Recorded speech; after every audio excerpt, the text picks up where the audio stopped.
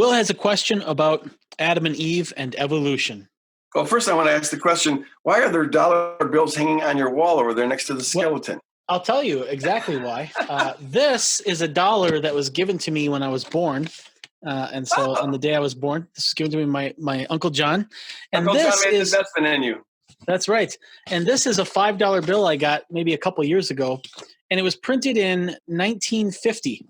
And in 1950, you could fill up your car with gas and still have money left over for a tuna sandwich and a Coke. Somehow I think that value is still in here. I don't know how, but I feel like I can still use it for that. So you want to go fill up your car, get a tuna salad and a Coke. That's right. All right. Good luck with that one. You're a strange bird, man. I'll tell you. Will, I tell you, the weirder you get, or maybe discovering the weirder you've always been. Yeah. But that's good. I like weird. I refer to myself as the new normal. That's. Yeah, the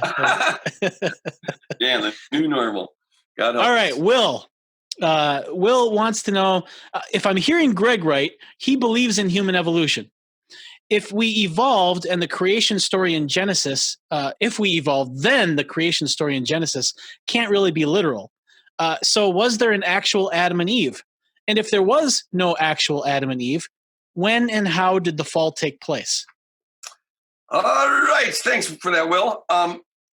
Yes, I've been persuaded since I was about 20 years old that the theory, there's at least something to the theory of evolution. In fact, I lost my faith over that issue when I first went to college, and I became convinced that I could not refute the evidence, and because I was told that there has to be a literal Adam and Eve, and that creation had to be literal, and if any of this is not literal, then the whole Bible's the book of lies. Well, I got convinced that it can't be literally true, and so I had to throw it out. And I hope that I really am passionate about helping people not give up the faith for unnecessary reasons like that. So I guess the most important point is that I would make. The first point would be that whether you think it's literal or figurative, don't leverage everything on it. There's always been a diversity of opinion around this.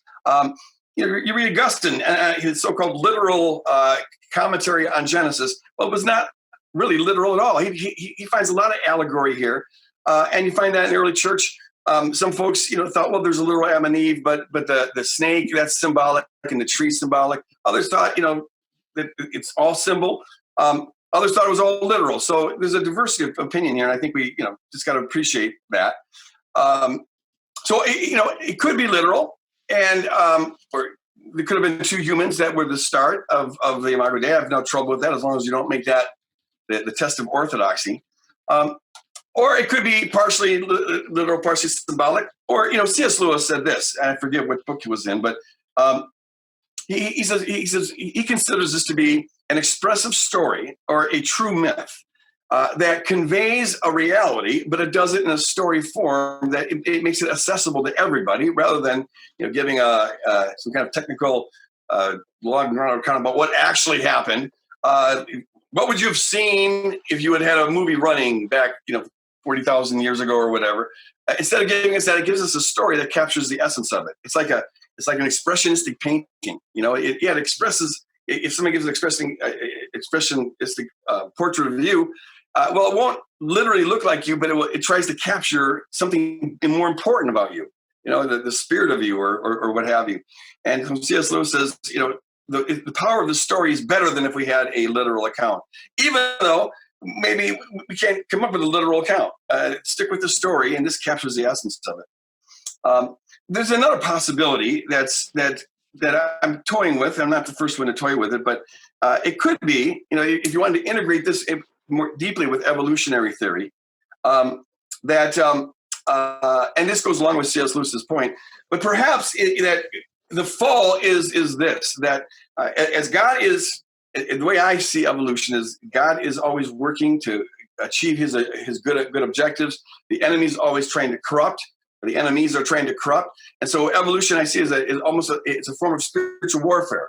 In fact, I have an essay on that in that book that's coming out next year by the editors Beth Snodderly. I think I mentioned in the last episode. And it's called The Travail of Creation. And in one of my essays, I liken the evolutionary process to the process of God creating good, enemy corrupting the good, God bringing good out of evil, another good, enemy corrupting that, God bringing good out of evil. And one way of thinking about, and this isn't doctrine, and this isn't even my resolved opinion, I'm just kind of throwing it out there as a possibility. But so God arrives at human beings, the Imago Dei, and we become now all of nature's corrupted, and we ourselves have this corrupt nature because we're a product of this. But to be made in the image of God means we have the ability of transcending that, of beginning to we can make choices that so we don't have to fall back on this fallen animal nature. And the fall would be when we don't accept our calling to be to transcend the corrupted nature process by which we came about, but rather we fall back into we cave into our animal instincts. We act like animals, and that so the fall would represent this persistent temptation to be falling back, and it's one that we all do. It's and that's one way of making sense of original sin. Original sin would be the fact that we're born in this corrupt state, and we can't get out of it